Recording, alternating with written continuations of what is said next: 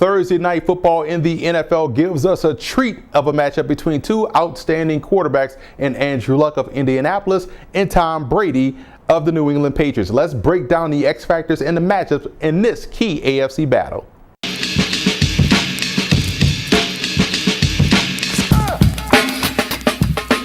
Let's start with the visiting Indianapolis Colts in this ball game, and offensively, I look at running back Nyheim Hines and wide receiver Ryan Grant being the X factors in this ball game. When you look at the New England Patriots defense and trying to figure out where there are opportunities to attack them, you tend to zero in on the second level. When you then look at the Colts' threats on offense, guys that can affect the second level would be Nyheim Hines because of the nature of his position, being a running back, but also can align himself in the slot and be effective as a receiver.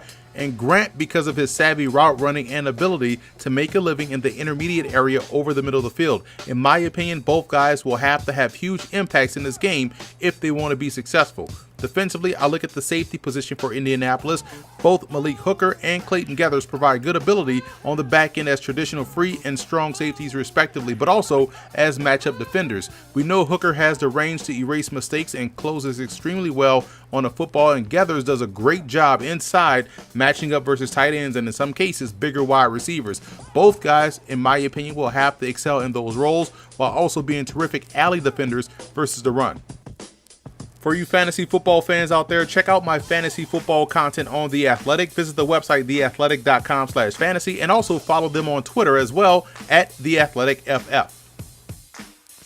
Moving over to the Patriots in this ball game, and what a week for Sony Michel, the rookie running back out of Georgia. He went over 100 yards against the Dolphins and really helped set the offensive tone for that game. Obviously, an encore performance would be huge for New England here, as it would allow them to control the pace of the game while keeping that Colts offense off the field. And the reason being is that the Colts surprisingly are good on third downs, which is why it'll be key for the Patriots to play great third down defense in this ball game. Indy is converting just a bit over 50% in that category because of a multitude of reasons, but Andrew Luck doing a great job of extending the play and finding open guys downfield would be the biggest reason. New England can't allow the Colts to go on these long sustained drives and come away with points. We saw how that played out for them a few weeks ago against Detroit. If that happens here, they could suffer the same fate.